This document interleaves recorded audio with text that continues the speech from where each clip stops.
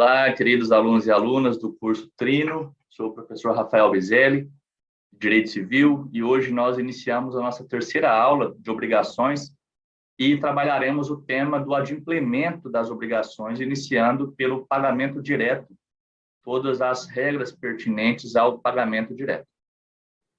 Vou compartilhar a tela com vocês.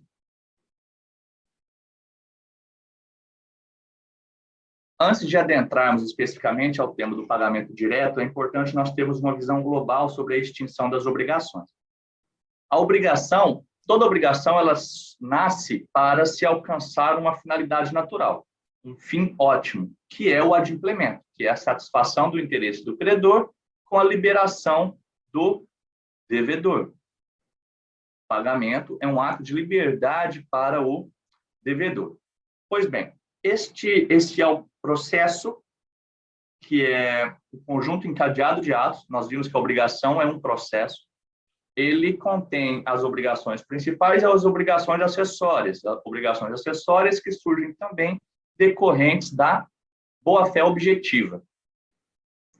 E esse conjunto encadeado de atos visa um resultado final natural, que é o adimplemento, para a extinção da obrigação. Ocorre que uma obrigação, ela pode ser extinta de 4 grandes modos. O primeiro, que nós estudaremos agora, a extinção pelo pagamento direto. Nós vamos estudar os elementos subjetivos do pagamento, o elemento objetivo. A extinção pelo pagamento indireto, a exemplo da dação em pagamento, nós vamos estudar também posteriormente.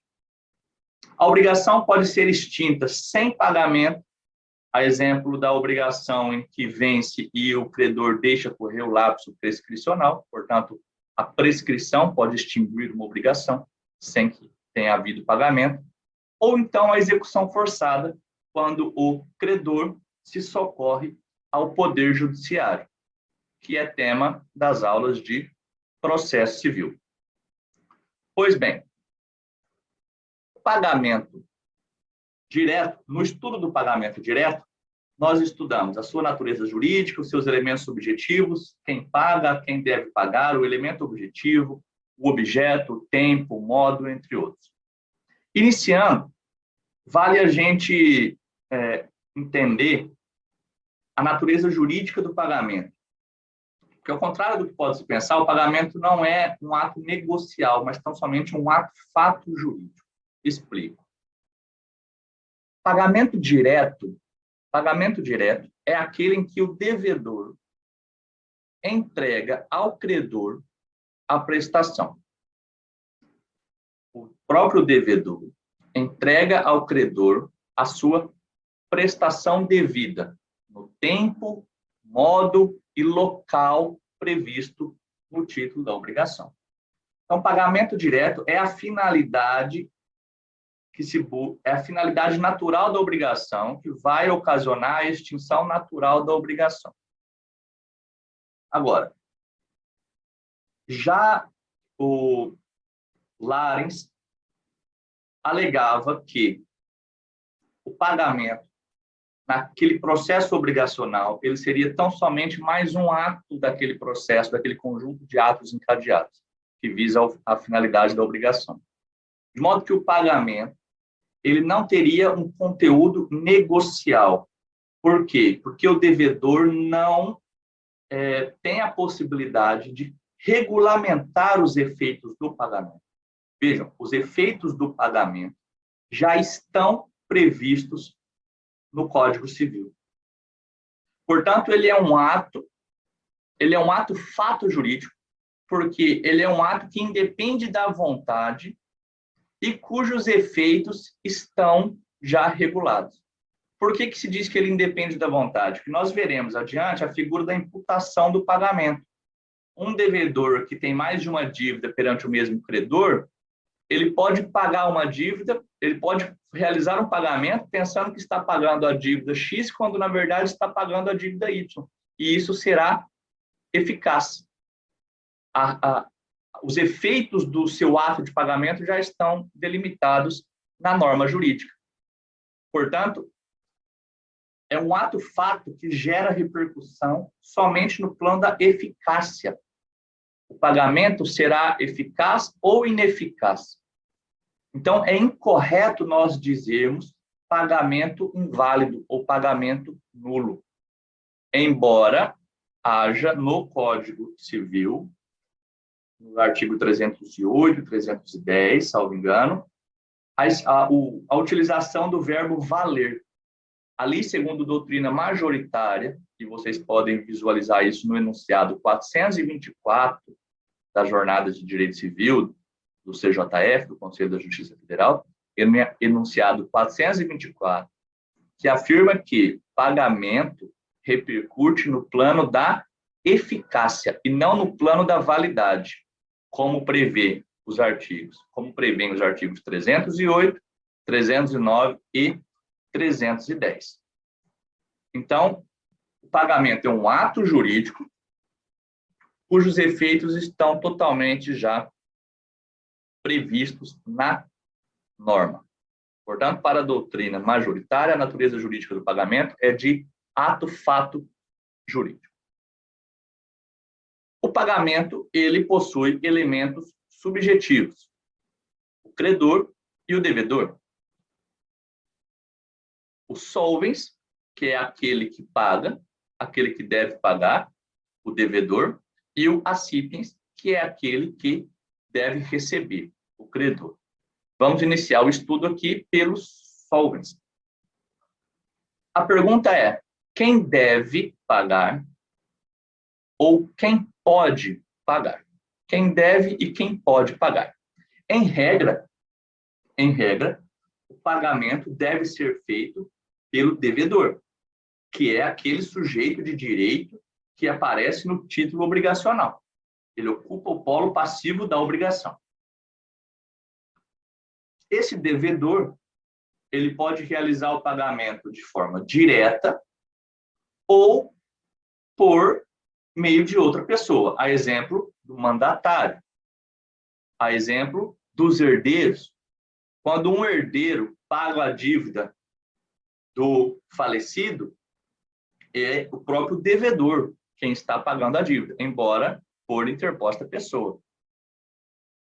Então, em regra, a dívida deve ser paga pelo devedor. O devedor é aquele que ocupa o polo passivo da obrigação, podendo ser pago, por exemplo, pelo seu representante, no caso de absolutamente incapazes, do assistente, no caso de relativamente incapazes, ou até mesmo pelos herdeiros, obviamente, até as forças da herança.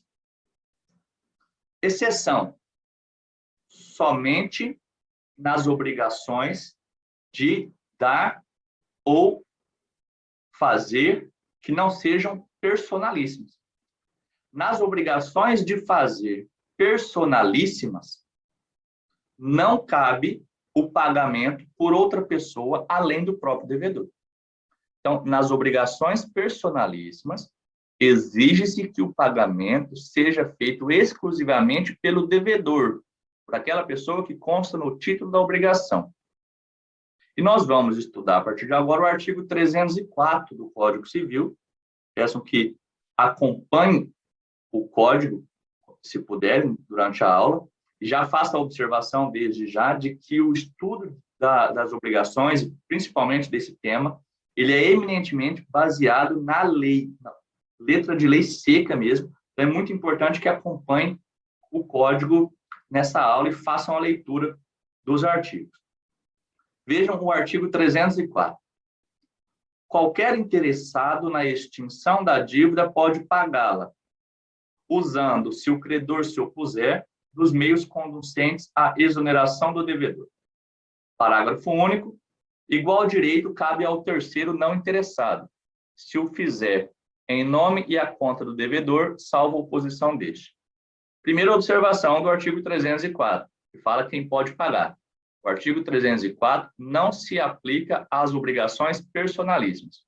Obrigações personalíssimas devem ser adimplidas única e exclusivamente pelo devedor constante no título obrigacional. Bom, o artigo 304, ele não prevê o termo devedor. O termo devedor está inserido quando ele prevê qualquer interessado. Agora, o artigo 304, então, traz duas figuras. O interessado, que pode realizar o pagamento, e o não interessado, no seu parágrafo único. E a gente inicia o estudo pelo terceiro interessado. Pessoal, quem é o terceiro interessado? Terceiro interessado no pagamento da dívida é aquela pessoa que integra, de certa forma, a relação obrigacional. Por quê? Porque ela está indiretamente responsável pela solução do débito, pelo pagamento da dívida. Portanto, ela tem um interesse jurídico de realizar o pagamento. Porque se ela está indiretamente responsável pelo pagamento, ela pode sofrer os efeitos deletérios, os efeitos prejudiciais de um eventual inadimplemento. Exemplo, a incidência de uma multa, a incidência dos juros. Então, o terceiro interessado, e a dica aqui é, o terceiro interessado é aquele que poderia vir a ocupar a posição de réu numa eventual ação de cobrança, numa execução, numa monitória. Então, veja, o terceiro interessado, ele tem um interesse jurídico. De onde advém esse interesse jurídico? O interesse jurídico vem de um interesse econômico, que é o de reduzir os danos, evitar prejuízo. Por quê? Porque esse terceiro interessado pode vir a ocupar o polo passivo da dívida. Ele poderia ser cobrado, em regra, judicialmente, pelo pagamento da dívida. Então, ele tem um interesse econômico de evitar o agravamento da sua própria situação, caso o devedor originário incorra em inadimplemento. Então, o interesse jurídico advém de um interesse econômico. Por que há um interesse econômico do terceiro aqui? Porque ele pode ser o responsável pela dívida, ele pode ser demandado judicialmente por essa dívida. Então, o ponto para a gente distinguir o terceiro interessado do terceiro não interessado é essa pergunta. Esse sujeito poderia ocupar o polo passivo de uma ação judicial referente a essa dívida? Se a resposta for sim, ele é um terceiro interessado. Se a resposta for não, de modo algum, ele pode ser um terceiro desinteressado, um terceiro não interessado. Então, são exemplos de terceiros interessados, são exemplos de terceiros interessados. O fiador, o codevedor solidário, o avalista, o endossante, o codevedor de obrigação indivisível. Então, vejam, imaginem que um filho maior e capaz contrai uma dívida, realiza um contrato de locação. O pai é chamado a ser fiador. Nesse caso, o pai, ele tem um interesse jurídico e, portanto, ele pode pagar a dívida como terceiro interessado porque ele é fiador, ele poderia ser demandado pela dívida lá no futuro. Agora, esse pai, se não tiver nenhuma relação nesse contrato do filho, no contrato de locação, ele ainda pode pagar a dívida do filho? Pode, mas ele pagará como terceiro não interessado, por um interesse meramente afetuoso, um interesse moral. Vai ficar claro também logo adiante.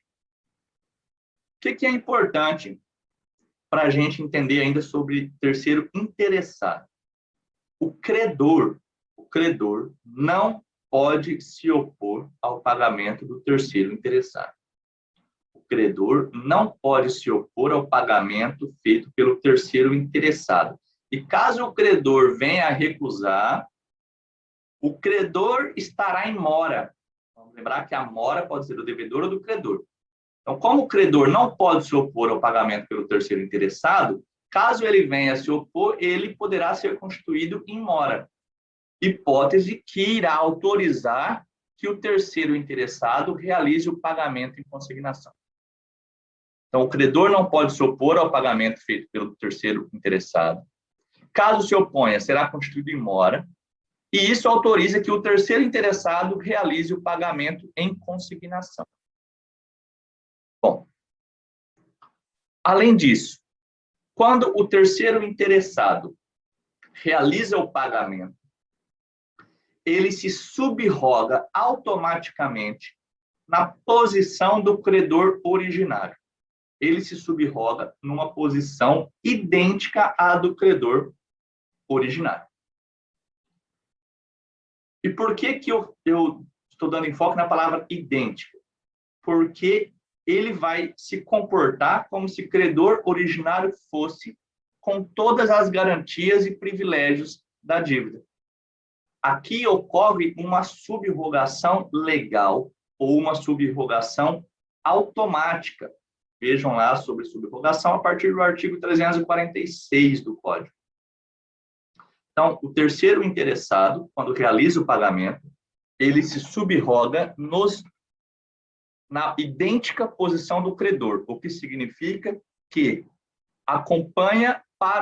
serão transferidos para esse terceiro interessado, esse novo credor, todas as garantias e privilégios da dívida originária. Exemplo, mantém-se os fiadores, mantém-se as garantias reais, o penhor, a hipoteca.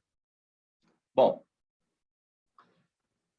notemos uma curiosidade. Nessa subrogação legal, não há uma extinção total da dívida. O devedor continua devedor, mas agora o devedor passa a ser devedor de uma outra pessoa, qual seja o terceiro interessado que realizou o pagamento.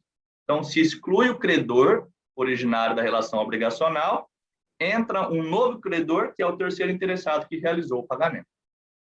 Bom, agora sobre terceiro não interessado. E desde já o terceiro não interessado, ele pode realizar o pagamento de duas hipóteses. Quem é o terceiro não interessado? O terceiro não interessado, ele é um estranho, ele é um intruso à relação jurídica. Ele não tem interesse jurídico, porque ele não tem um interesse econômico direto. O seu patrimônio não poderá ser prejudicado ou alcançado por essa relação jurídica. Mas, mesmo assim, ele deseja pagar por um interesse moral, por um interesse afetuoso. É o exemplo do pai que paga a dívida do filho, da qual ele não tinha relação nenhuma. Agora, esse terceiro não interessado, ele pode realizar o pagamento de duas maneiras. Primeira maneira, o terceiro não interessado realiza o pagamento em nome e por conta do devedor. Pagamento em nome e por conta do devedor. Artigo 304, parágrafo único. Este ato terá uma eficácia de doação incondicional. Efeitos de doação incondicional. Quando um terceiro não interessado paga em nome e por conta do devedor, ele está operando verdadeira doação incondicional. Ele não se subroga nos direitos do credor, ele não terá direito de reembolso. Extingue-se a obrigação e o devedor nada deverá a esse terceiro não interessado. Efeitos de uma doação incondicional.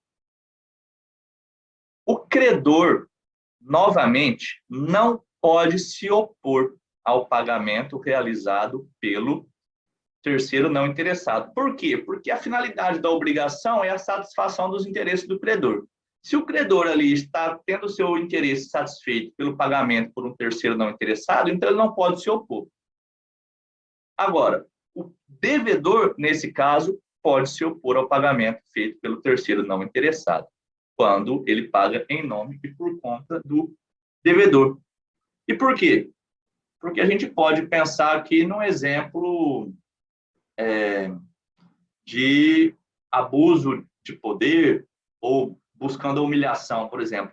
Um desafeto paga as dívidas do outro desafeto na comunidade como forma de humilhação, de maneira vexatória. Então, o devedor pode se opor ao pagamento feito pelo terceiro não interessado, quando realizado em nome e por conta do devedor. Agora, a segunda hipótese de terceiro não interessado, de pagamento feito por terceiro não interessado, é aquela em que o terceiro paga em nome próprio. Ele paga a dívida do devedor, mas em nome próprio, em nome do próprio terceiro não interessado. Nesse caso, O terceiro não interessado terá direito somente ao reembolso. O que significa isso? Ele não se subroga na posição do credor originário com todas as garantias e privilégios da dívida. Ele apenas terá direito ao reembolso. Garantias e privilégios que haviam na dívida originária não acompanharão essa nova posição do terceiro não interessado. Portanto, o terceiro não interessado que paga em nome do devedor não tem direito a nada. O terceiro não interessado que paga em nome próprio tem direito apenas ao reembolso. Neste caso, de acordo com o código, o credor pode se opor ao pagamento do terceiro não interessado. E se o credor pode se opor, então significa que não cabe a ação de pagamento em consignação. O terceiro não interessado que realiza o pagamento em nome próprio, ele não opera subrogação legal. Não ocorre a subrogação legal ou automática. Vejam isso. Não opera a subrogação legal ou automática. Mas nós temos duas hipóteses em que haverá subrogação. Duas hipóteses, duas exceções, em que um terceiro não interessado que paga em nome próprio gerará subrogação. A primeira hipótese está prevista no artigo 347, inciso 1º do Código Civil. Artigo 347, inciso 1º do Código Civil, que é a subrogação convencional. Não é a subrogação legal, mas a subrogação convencional. A subrogação, ela é convencional quando o credor recebe o pagamento de terceiro, esse terceiro não interessado, e expressamente lhe transfere todos os seus direitos. Então, vamos. O terceiro não interessado que paga em nome próprio terá direito apenas ao reembolso. Não ocorre subrogação legal ou automática, mas pode ocorrer a subrogação convencional. Artigo 347, inciso 1º do Código. E a segunda hipótese de exceção é o artigo 1368 do Código Civil, 1368 do Código Civil, que prevê, no âmbito da alienação fiduciária, o pagamento de dívida do devedor fiduciante perante o credor fiduciário. Então, façam a leitura depois do artigo 1368, nós não vamos entrar aqui na explicação da alienação fiduciária, mas é uma das hipóteses em que um terceiro não interessado que realize o pagamento se subrogará no lugar do credor originário. Bom,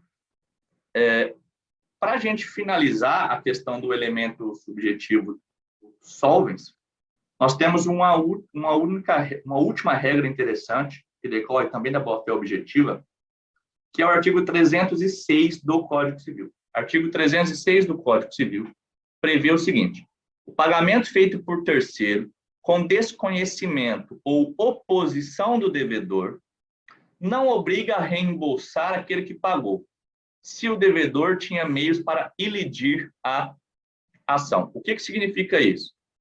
Se o terceiro realiza o pagamento, terceiro interessado ou não interessado aqui, artigo 306, se o terceiro, interessado ou não interessado, realiza o pagamento sem o conhecimento do devedor originário, ou com o conhecimento do devedor originário, mas tendo este devedor originário apresentado oposição,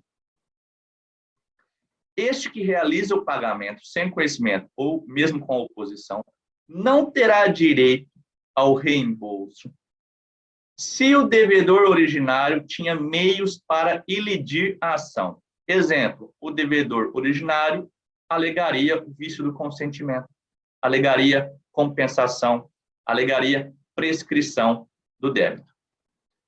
Mas apenas nos casos em que não haja o conhecimento do devedor originário ou, caso haja, o devedor originário tenha apresentado oposição ao pagamento feito por esse terceiro. Façam a leitura, então, do artigo 306 do Código Civil. E aqui a gente entra no outro elemento subjetivo da obrigação, que é o credor. A quem se deve pagar? Pelo artigo 308 do Código Civil, a dívida deve ser paga, o pagamento deve ser dirigido, em regra, ao credor, ou a quem dê direito o represente. A dívida, então, o pagamento deve ser realizado ao credor ou a quem dê direito o represente, ou então aos seus representantes. E o artigo 308 utiliza o verbo valer. O verbo valer aqui deve ser lido como ser eficaz. Então, se o pagamento não for feito ao credor ou ao seu representante, ele só será eficaz se o credor depois ratificá-lo, ou seja, confirmá-lo, ou se o devedor provar que, mesmo tendo feito o pagamento a uma pessoa não devida, que este pagamento reverteu em favor do credor. Então, ao contrário do devedor, que pode ser substituído, o credor não pode ser substituído em regra, porque o credor ele é o sujeito da obrigação que deve ser satisfeito. Então, como você substitui alguém que deve ser satisfeito? Então, o pagamento deve ser realizado ao credor ou ao seu representante, sob pena de só valer, leia-se, só ser eficaz, caso tenha sido pago para uma outra pessoa, se o credor originário ratificar, confirmar o pagamento, ou se o devedor provar que o pagamento reverteu em proveito ao credor. O credor pode ser o credor originário, aquele que consta no título, ou um credor derivado, O credor originário, ele pode ser representado, e nós temos 3 tipos de representantes. O credor originário pode ser representado e nós temos 3 tipos de representantes. O representante legal, imagina o caso do incapaz. O representante convencional, na hipótese do contrato de mandato, do mandatário. E o representante judicial, exemplo do inventariante. Já o credor derivado é aquele que não consta no título inicial da obrigação, mas que passa a ocupar a posição de credor por algum motivo. Exemplo dos herdeiros, que passam a ocupar a posição de credor pela transmissão da herança, e os cessionários, que passam a ocupar a posição de credor por um ato intervivo. Então, quem é credor? Credor é aquele que ostenta esta qualidade no momento do pagamento. Por quê? Porque o credor originário pode ter sido substituído por um outro credor. O elemento subjetivo ativo da obrigação é sempre o credor. Mas o sujeito de direito que ocupa a posição de credor pode se modificar. Então, o devedor deve verificar, para realizar o pagamento, quem ostenta a qualidade de credor no prazo do pagamento. Isso é de suma importância, porque se ele paga para o credor errado, quem paga mal paga 2 vezes. Ele pode vir a ser obrigado a repetir o pagamento. Na dúvida quanto a quem realizar o pagamento, o devedor deve ajuizar uma ação de consignação em pagamento. Muito comum no processo tributário, que não se sabe qual é o ente credor do tributo, ajuiza, então, uma ação de pagamento em consignação, se livra da dívida. Bom, o Código Civil, no artigo 309, ele traz uma importante regra que consagra boa-fé objetiva na teoria da aparência. O artigo 309 do Código Civil prevê a figura do credor putativo. Credor putativo. A figura do credor putativo está inserida na teoria da aparência, que deriva da boa-fé objetiva. A letra do artigo 309 é: o pagamento feito de boa-fé ao credor putativo é válido, ainda provado depois que não era credor. Novamente, o termo válido deve ser interpretado como eficaz. Mas, para provas objetivas, se perguntar de acordo com o código, utilizem, obviamente, considerem, obviamente, o termo válido. Então, o pagamento feito de boa-fé ao credor putativo é válido, ainda provado depois que não era credor. O que já caiu em prova? Essa parte final do artigo 309, a prova objetiva costuma modificar, prevê, por exemplo, salvo ser provado depois que não era credor. Então, mesmo que se prove depois que não era credor, o pagamento feito de boa-fé ao credor putativo é válido. Então, prestem atenção na parte final desse artigo. Não importa se provar depois que não era credor. Bom, agora, o que realmente é essa teoria da aparência, credor putativo? Essa situação consiste na hipótese em que alguém que se apresenta socialmente com o título de credor, com status de credor, ela provoca no devedor de boa-fé, que pode ser o devedor ou o terceiro, interessado ou não interessado,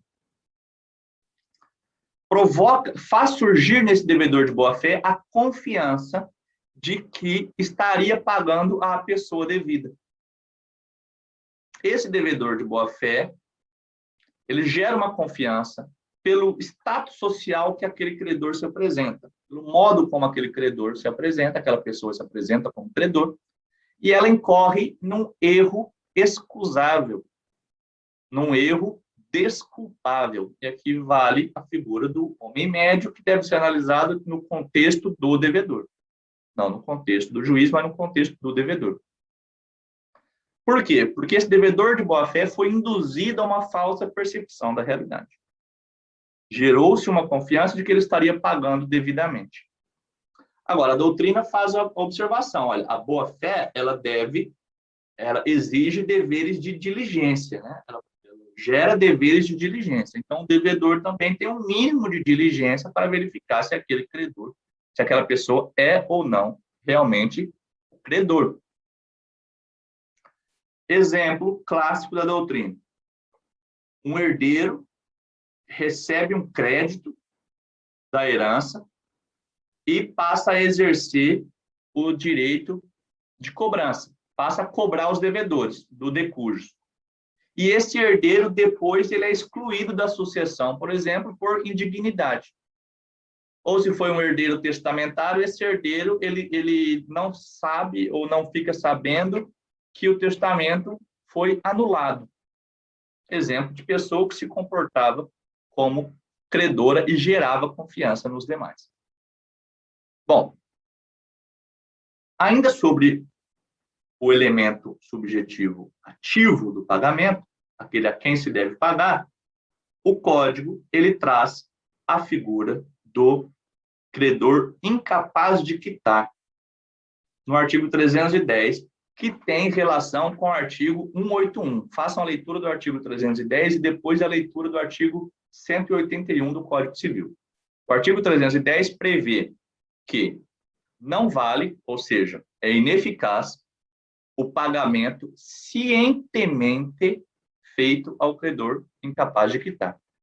Não vale o pagamento feito cientemente, conscientemente, portanto, feito ao credor incapaz de quitar, salvo se o devedor provar que houve proveito em benefício do credor incapaz. Então, veja, o artigo 310, ele nos traz 3 hipóteses de pagamento feito ao incapaz de quitar. 3 hipóteses sobre o pagamento feito ao incapaz de quitar. Primeiro, se o devedor não souber que o credor era incapaz de quitar e houver a aparência de capacidade, ou se não houver impugnação ao pagamento, o pagamento vale, o pagamento será eficaz. Primeira hipótese, o devedor não sabe que o credor é incapaz de quitar, embora aparenta ter capacidade. E também não há nenhuma impugnação a esse pagamento. O pagamento será eficaz. Segunda hipótese, o devedor não sabe que o credor era incapaz de quitar, o devedor não sabe que o credor era incapaz de quitar, e ocorre a impugnação ao pagamento, ou a alegação de ausência de pagamento. Neste caso, o devedor deverá provar que o pagamento reverteu em proveito ao credor incapaz, reverteu em benefício ao credor incapaz. Agora, por fim, se o devedor souber que o credor era incapaz de quitar e ocorrer a impugnação, ele deve necessariamente comprovar o proveito em favor do incapaz. Senão ele terá que pagar de novo. Porque aí ele teria agido com má fé, porque ele saberia que o credor seria incapaz de quitar. E façam a leitura do artigo 181 do Código Civil. Ambos têm a mesma lógica. Não pode pagar ao incapaz. Se pagou ao incapaz, para que não seja obrigado a repetir o pagamento, tem que provar que o pagamento já se reverteu em benefício em favor do incapaz. Para completar o estudo do credor, do elemento subjetivo ativo do pagamento, depois façam a leitura dos artigos 311 e 312 do Código Civil. Artigos 311 e 312 do Código Civil.